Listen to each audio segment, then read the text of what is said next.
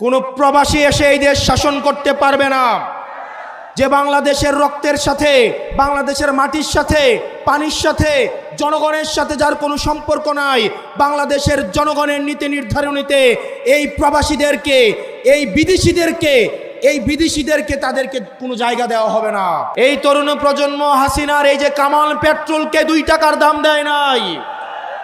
এখন যদি কেউ মনে করে এই অপার যেই সম্ভাবনার তরুণ প্রজন্মকে আবার কামান দিয়ে, আবার পুলিশ দিয়ে, মিলিটারি দিয়ে, পেট্রোল দিয়ে আবার তাদেরকে দমন করা হবে, তাহলে তারা ইতিহাসের ভুল প্রান্তে তার অবস্থান নিচ্ছে। শোনো হে প্রশাসন, 2024 সাল থেকে যদি আপনারা শিক্ষা না নেন, আপনারা যদি আবার আগের ছকের নির্বাচনের দিকে ফিরে যান, আপনারা যদি আবার গুলশানের দিকে লাইন দেন, এই তরুণ প্রজন্ম আপনাদেরকে ক্ষমা করবে না। এই তরুণ প্রজন্ম যারা জুলাইয়ে এসে রক্ত দিয়েছিল, এই শাহী খুনি হাসিনাও বলতে বাধ্য হয়েছিল ওদের একটাকে মারলে একটাই যায়, বাকিগুলা রাস্তা থেকে যায় না। আমরা আবরার ফাহাদের উত্তরসূরি, আমরা আলিফের উত্তরসূরি, আমরা হাদি ভাইয়ের উত্তরসূরি।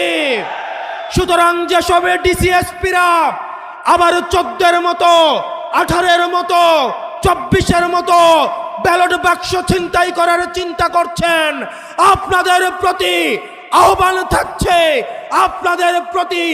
আপনাদের পরিণতি হারুনের মতো এবং বেনজিরের মতো হবে। প্রিয় প্রশাসন,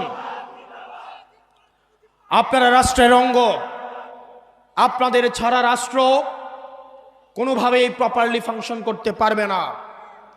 আমাদের এই রাষ্ট্রকে যথাযথ চালাতে হলে আমাদের পুলিশ, মিলিটারি, আমাদের সিভিল অ্যাডমিনিস্ট্রেশন, আমাদের বিচার ব্যবস্থা সবকিছুই যথাযথভাবে আমাদের প্রয়োজন। আপনাদের কাছে অনুরোধ থাকবে, আপনারা কোনো দলের গোলাম নন। আওয়ামী লীগ আপনাদেরকে গোলাম বানাইতে চাইছে, আজকে তাদের পরিণতি এবং ঠিকানা হয়েছে দিল্লিতে।